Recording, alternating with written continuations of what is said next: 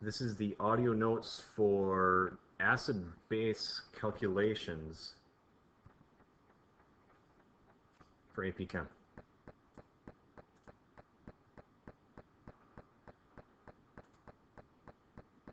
To me, the main thing I want you to write down is the equations that I show in bold when they come up on the slide. So for example, this third bullet point is an equation that you will be given on the AP exam. Now, they might replace this H3O plus with just H plus, another way to write an acid.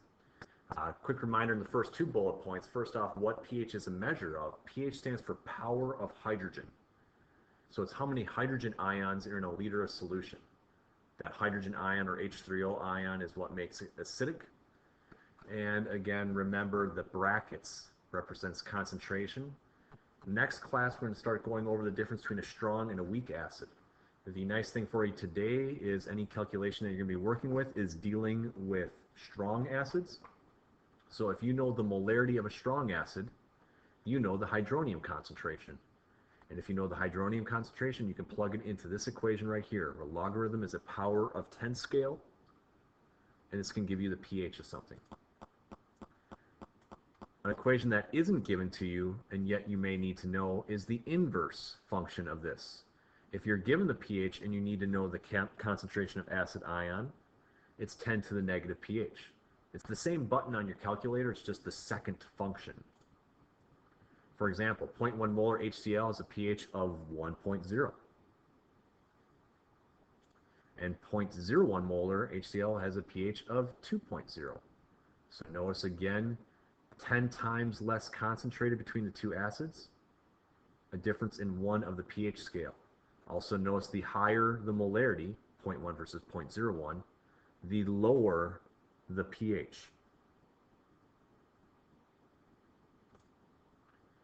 We can actually do the same sort of calculations when it comes to bases. However, remember, bases deal with the creation of hydroxide ion, not hydronium.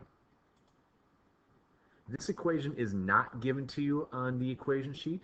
However, all I'm replacing is the H from pH and the H plus from the H3O plus with hydroxide instead. Power of hydroxide, negative log of the hydroxide concentration. Or the inverse function of that, if I wanted to solve for the hydroxide concentration, it's 10 to the negative POH. Odds are you've never heard of POH before today, because POH is never really used to describe how acidic or basic something is. We use the pH scale. That's where this next equation comes in. pH plus POH equals 14. So if you are able to know the molarity of a base, the hydroxide concentration, the negative log of that will tell you the POH. You can then plug it into this equation and solve for the pH. So even though pH is power of hydrogen, we use the pH scale for acids and bases.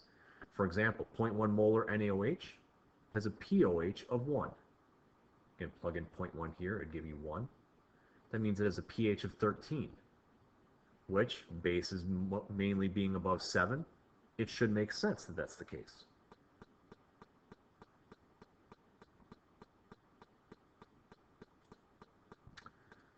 The pH scale is based upon the self-ionization of water. Again, when we have that distilled water jug in the classroom, it's not pure H2O. Enough of the H2Os bump into each other where occasionally a little bit of hydronium and hydroxide is created. This equation is one way to show the self-ionization of water.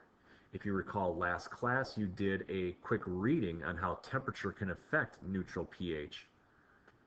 And I talked about Le Chatelier's principle a little bit as well.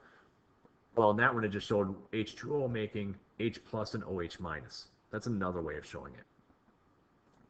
In 1 mole of water, there's a hydronium concentration of 10 to the negative 7th power. So notice this is a double arrow because only a little bit of it forms.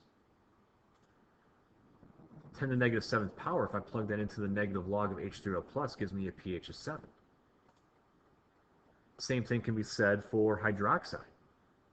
The reason why water is neutral at a pH of 7 at normal temperatures is because the hydronium and the hydroxide ion concentrations equal out. Again, that's one of the points of that reading you did last class was to show. The reason why pH is 7 is due to the self-ionization of water.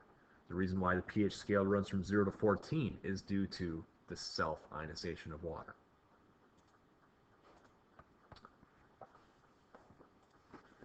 One of the things that was introduced on that sheet last time as well was the equilibrium constant for the self-ionization of water, Kw, 1 times 10 to the negative 14th power. Again, realizing that we have solutions in water, you will always have some hydronium present. You'll also always have some hydroxide present because the water itself has hydronium and hydroxide in it. So multiplying these two concentrations would give you the equilibrium constant for water. So again, in bold are the equations that you need to know. What I would like to do now is, if you want to pause the video, you can. There is a reading that you picked up on the way in that's titled Logarithms and Anti-Logarithms that goes over the rules of significant digits when dealing with logarithm, that function that we're going to have to use for solving pH. Now, if you don't want to do it right now, that is fine, and what you can do instead is go to the other handout you picked up on the way in, which says practice with the pH conversions, and what I want to do is the very first question on there, where the first question gives you a pH of 6.88. And you need to solve for the pOH, the hydronium concentration, and the hydroxide concentration. First thing I would do is I'd solve for the pOH, because if pH 6.88 plus pOH equals 14, I could solve for the pOH. Keep in mind that this 14 value could be 14.000. It's a constant. I'm not going to use it when determining significant digits. I'm going to be using the measured value of 6.88 to determine sig digs, because the rules of adding and subtracting for significant digits state whatever place they have in common last. So in other words, this is going to give me 7.12 for the pOH. Go to the hundredths place, just like the pH goes to the hundredths place.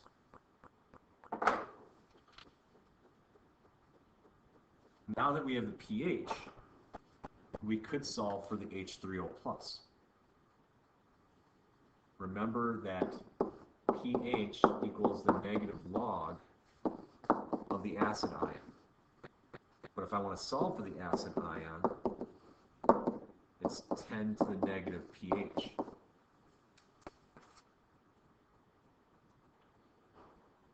If I plug this into my calculator of 10 to the negative 6.88, it's going to give me a long-winded number. My final answer for this